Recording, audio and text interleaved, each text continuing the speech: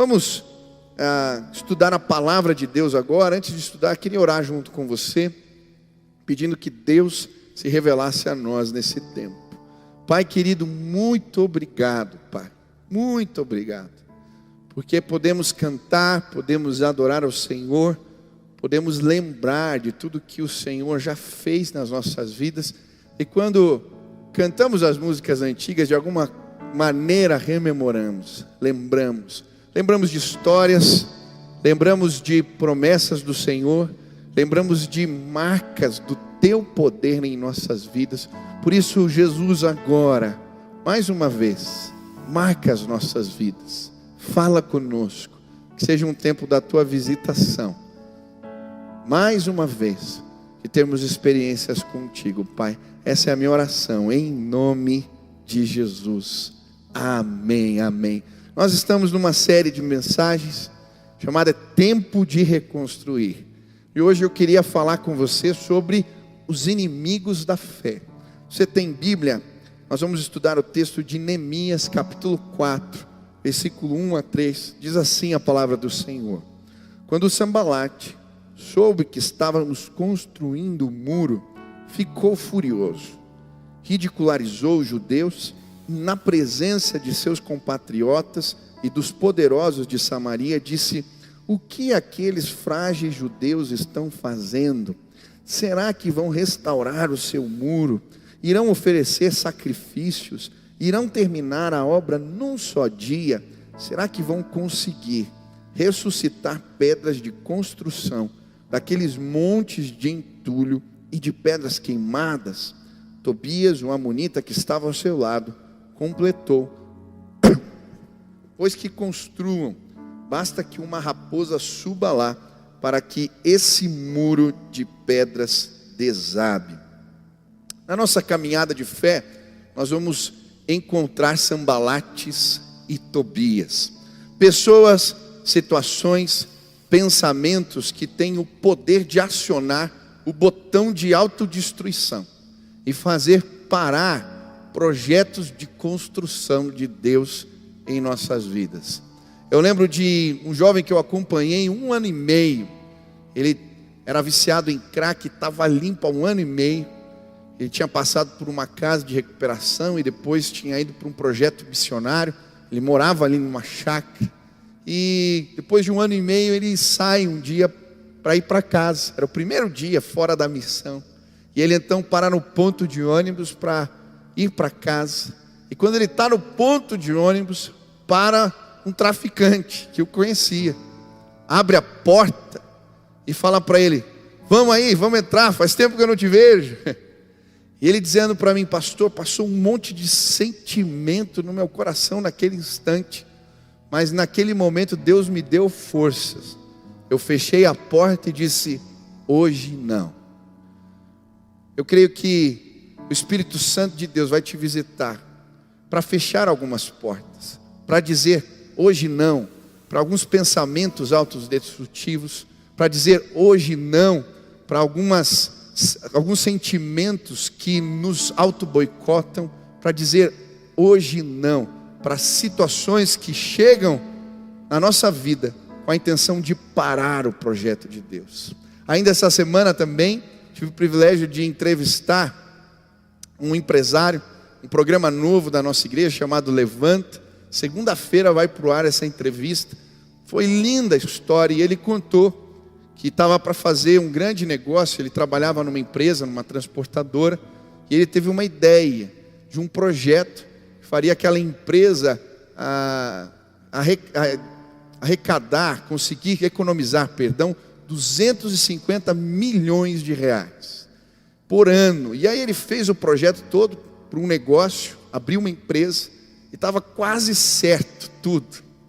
E aí algumas pessoas começaram a levantar calúnias, mentiras a seu respeito, e o negócio começou a balançar. E ele saiu naquele dia chateado pela rua, falando: Deus, e agora? Estava chateado, e no meio disso aparece um vendedor de coxinhas. O vendedor de coxinha vem e fala para ele: quer uma coxinha? E ele: não, obrigado. E chateado continua andando, o vendedor vem de novo: quer uma coxinha? Diz, não, obrigado. E o vendedor vem a terceira vez, ele já ia virar para dizer algo ruim para o vendedor, de coxinhas. E aquele homem, quando ele vira, diz, assim diz o Senhor. E começa a falar, pessoas se levantaram contra você, mas Deus vai te dar a vitória. Era um missionário que estava vendendo coxinha na rua. E naquele dia Deus o usou para fazer parar as ameaças do inimigo. Sabe, hoje eu quero ser como o vendedor de coxinhas, que veio dizer para você, na autoridade do nome de Jesus, nós vamos desvendar os Sanbalates e Tobias da nossa mente. Nós vamos sim, em nome de Jesus, entender os pensamentos que nos boicotam, encontrar o impostor que existe dentro de nós, e vamos, na autoridade do nome de Jesus, fazer calar a voz do inimigo que quer parar projetos de Deus, porque tudo que Deus tem para nós, nós vamos viver sim, em nome de Jesus. Eu creio. Por isso hoje eu quero, junto com você, estudar alguns inimigos da fé. Como é que o inimigo trabalha para minar a fé e nos impedir de viver propósitos de Deus? Primeira maneira, ridicularização, zombaria. O versículo 1 diz assim: quando Sanbalate soube que estávamos reconstruindo o muro, ficou furioso e começou a ridicularizar os judeus. Primeiro passo, primeira ação do inimigo é tentar ridicularizar, zombar. Preste atenção na oração de Neemias. Diante disso, ele vai dizer no versículo 4: ouve-nos, ó Deus, pois estamos sendo desprezados.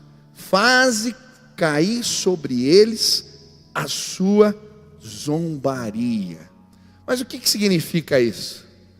A palavra zombaria, ela tem uma origem espanhola, vem zumbar, e ela vem de uma onomatopeia, quando uma palavra é formada pelo som, de algum animal, de alguma coisa, e ela vem do som da abelha, que faz zzz, aquele som irritante. Eu não sei se você já tentou dormir à noite, e aí um pernilongo começou a passar assim pertinho do seu ouvido, fazendo aquele barulho que irrita, que tira o sono. Zombaria é exatamente isso. É quando o inimigo fica de alguma forma gerando ruídos na nossa mente, para nos tirar do foco, daquilo que Deus quer fazer, para tirar o descanso, para tirar a tranquilidade, para tirar o conforto.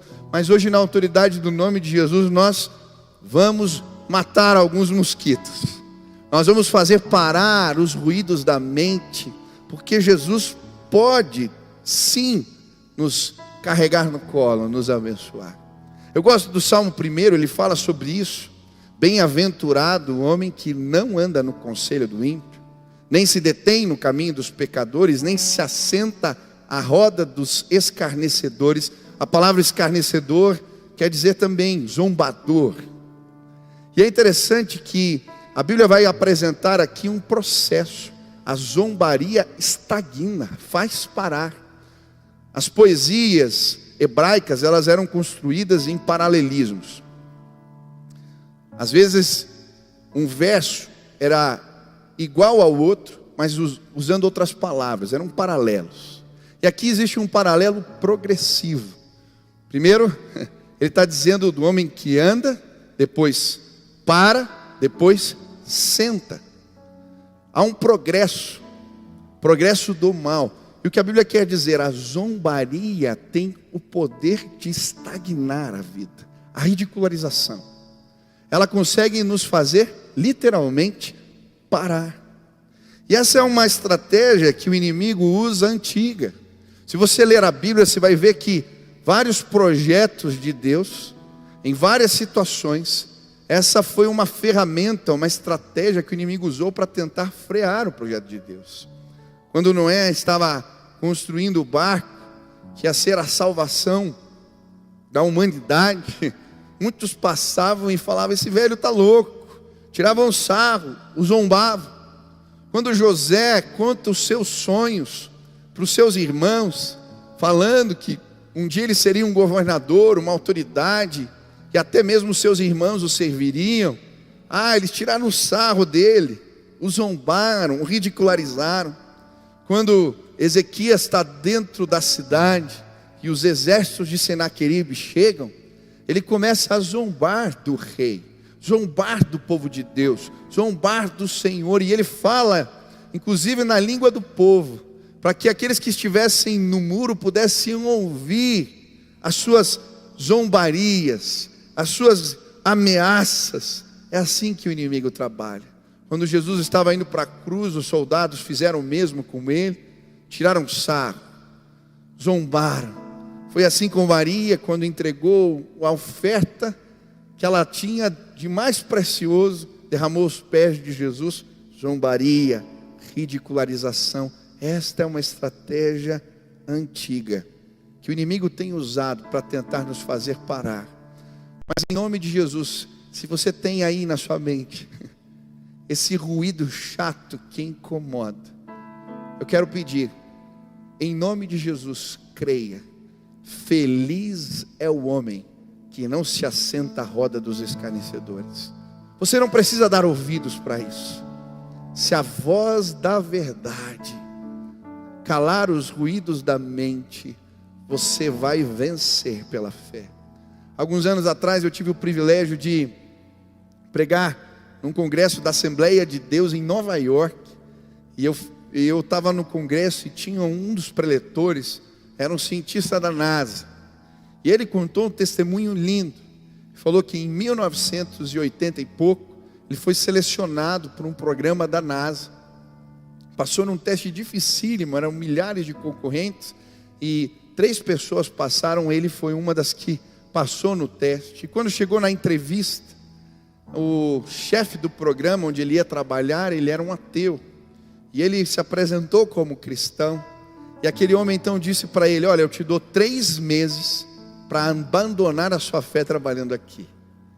E ele, cheio do Espírito Santo, falou: e eu te dou 1 mês para conhecer o meu Salvador que vive. Logo em seguida, depois de pouco tempo de trabalho, a Challenger, em 1986, a espaçonave explode.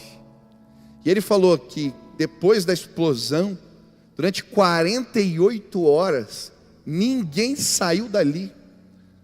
Os chefes falaram assim, do programa, falaram: olha, nós não vamos sair daqui até encontrarmos a solução para o problema. Por que isso aconteceu? E ali ele entra um dia num laboratório. E ele começa a falar com o Senhor. Deus, se revela neste lugar. Me mostra o que aconteceu. E ele abre a Bíblia e cai num texto que falava da composição de um perfume. E ele vai usando ali as especificações do que está no texto bíblico. E cria a fórmula de um óleo que resolve o problema da espaçonave. E ali ele então entrega o projeto.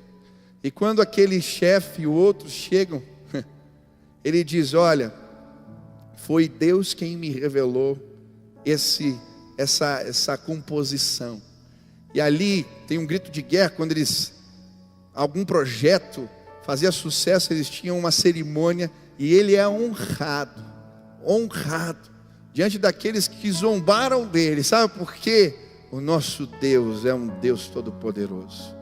Talvez você tenha sido vítima de ridicularização, de zombaria. Em nome de Jesus, creia.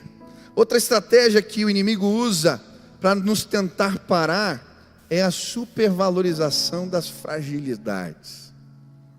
O versículo 2 diz: será que vão conseguir ressuscitar pedras de construção daqueles montes de entulhos e de pedras queimadas? Tobias, o amonita que estava ao seu lado, completou: pois que construam, basta que uma raposa suba lá, para que esse muro de pedras desabe. O segundo inimigo da fé é a supervalorização das fragilidades. Note aqui que no texto, Sambalate e Tobias vão destacar a fragilidade do muro.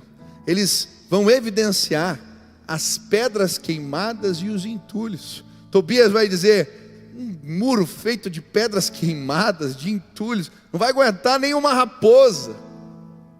Sabe, essa é uma estratégia do inimigo. Colocar foco, trazer atenção para as nossas debilidades, para as nossas fraquezas, para as nossas fragilidades. Mas sabe, toda vez que isso acontece, eu gosto de lembrar quem é o meu Deus. O meu Deus é o Deus que fez a igreja, usou pedras queimadas e entulhos, pedras vivas, como diz o texto em 2 Pedro, para formar uma construção sólida, que ninguém nunca pôde derrubar e parar. A igreja do Senhor Jesus, aleluia, é formada por gente falha. Nós somos as pedras que Deus usa. E que bom que você tem defeitos, que você tem falhas, que você tem problemas, porque é exatamente esse tipo de gente que Deus usa. A glória é dele, o poder é dele. É por isso que copeiros reconstroem cidades. É por isso que meninos derrubam gigantes. É por isso que na palavra de Deus nós vemos pescadores analfabetos confundindo juízes, doutos, inteligentes, porque a glória de Deus, ela se revela através das pedras queimadas e dos entulhos. Eu gosto do Salmo 113, quando a palavra de Deus diz: quem é como o Senhor nosso Deus, que habita nas alturas, o qual se inclina para ver o que está nos céus e na terra, levanta o pobre do pó, e do monturo, do lixão, levanta o necessitado, para o fazer assentar com os príncipes, mesmo com os príncipes do seu povo. Aleluia. Sabe, os projetos de Deus são sempre maiores do que a gente. E quando o inimigo tentar lançar o foco nas fragilidades, lembre quem é o seu Deus. Estava lendo um livro um tempo atrás, que chama Formador de Heróis. É muito interessante a perspectiva do autor. Diz que nós vivemos num tempo onde as pessoas querem ser heróis, mas o que a Bíblia ensina é que nós temos que formar heróis. E ele então começa a discorrer no livro sobre fé.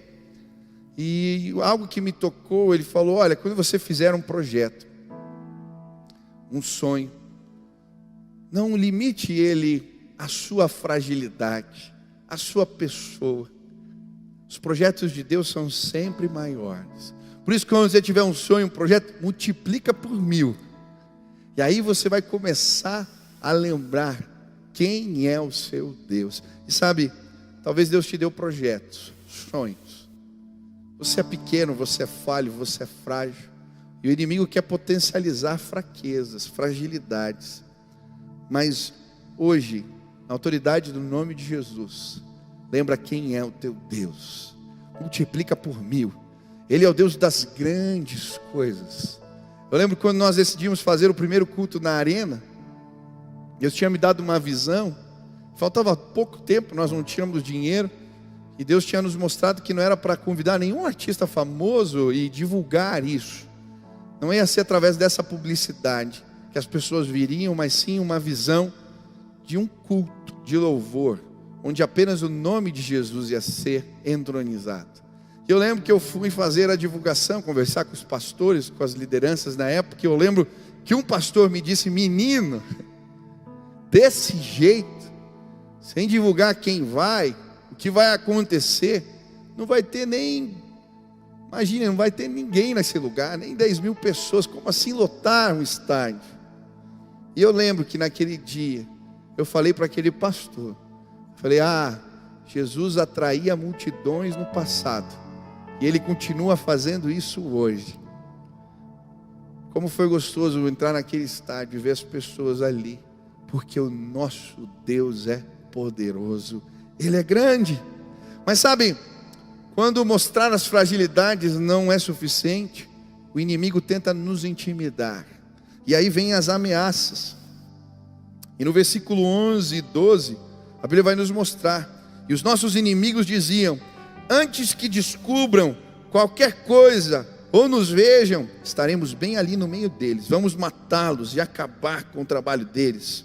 Os judeus que moravam perto deles, às vezes nos preveniram: para onde quer que vocês se virarem, saibam que seremos atacados de todos os lados. Outra tática do inimigo para minar a fé é a ameaça. As ameaças virão, elas chegam e elas são constantes. Aqui no texto, 10 vezes os preveniram, 10 vezes os ameaçaram. E sabe, o inimigo tenta intimidar, parar, nos fazer ter medo. Mas hoje, na autoridade do nome de Jesus, nós vamos desafiar o medo. Deus é poderoso, Ele pode. Eu lembro quando eu estava para realizar um grande projeto evangelístico. Estava saindo da igreja e participei de um processo de libertação. E nesse processo, o inimigo começou a fazer uma série de ameaças. Não só a minha pessoa, mas a minha família, os meus filhos. E eu repreendi em nome de Jesus, mas quando eu cheguei em casa, de repente meu filho ficou com febre, veio uma situação, aquilo, e aquelas palavras vinham à minha cabeça. E eu lembro certinho o dia que eu me fechei no escritório. Eu falei: Senhor, cala a voz do inimigo. Os teus propósitos vão se cumprir na minha vida. Eu creio na tua promessa. Aqueles que são filhos de Deus, o maligno não lhes toca. No mesmo instante, a paz do Senhor inundou a minha vida. Eu não sei quais são as ameaças que você tem ouvido. A voz do medo tomou conta. Em nome de Jesus, nós vamos passar por cima. Nós vamos vencer. Esses dias a minha esposa estava angustiada. Quando surgiu as notícias que tinham que parar, nós temos uma empresa, um negócio também. Ela: como vai ser? Ela estava preocupada. Eu lembro que nós conversamos na cozinha. E eu lembro que naquele momento eu falei: linda, na hora da crise a gente vai para cima, porque Deus é conosco.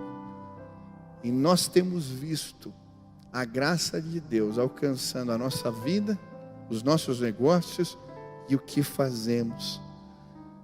Se o inimigo está te ameaçando, ele fez isso com Sadraque, Mesaque, Abednego. Ele fez isso quando Golias proferia palavras em relação a Davi. Ele faz isso constantemente, ele ameaça. Mas eu gosto de ver como Neemias agiu. Esse homem chamou o povo, montou turnos e fez um discurso que dizia: não tenham medo deles, lembrem-se de que o Senhor é grande e temível. E aí ele vai dizer que enquanto uns trabalhavam, outros vigiavam. Quando eles punham um tijolo com a mão, com a outra eles seguravam a espada. E as ameaças pararam, e a conclusão da obra veio. Talvez você esteja nesse tempo de crise. Nós vamos passar por cima.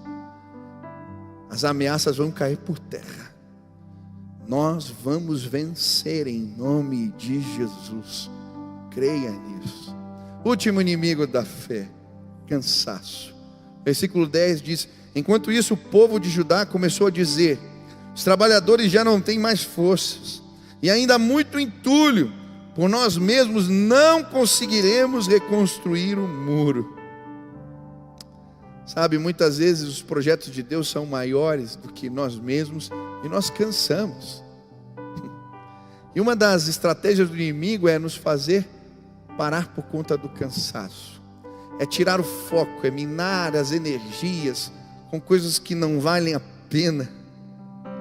Mas quando trazemos os focos para as coisas de Deus, completamos a obra. Neemias chama o povo e fala: nós não vamos parar. Nós vamos enfrentar o cansaço. E aí, a Bíblia diz que ele não tirava nem a roupa do corpo. Trabalhava de dia e de noite. E em 52 dias eles entregam a obra dos muros. Completam, consagram esta obra. Deus é poderoso. Sabe, a Bíblia diz que há propósito para há tempo para todo propósito debaixo do céu. Nós estamos num tempo de arregaçar as mangas, de muito trabalho. Talvez você esteja cansado de tentar resolver, de tentar fazer, de tentar achar caminhos. Em nome de Jesus, lembre da promessa de Deus.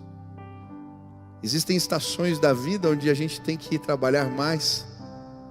Eu lembro ano passado, eu reuni a família e falei, Deus me mostrou que esse ano eu vou ter que trabalhar muito. É uma estação, vai passar.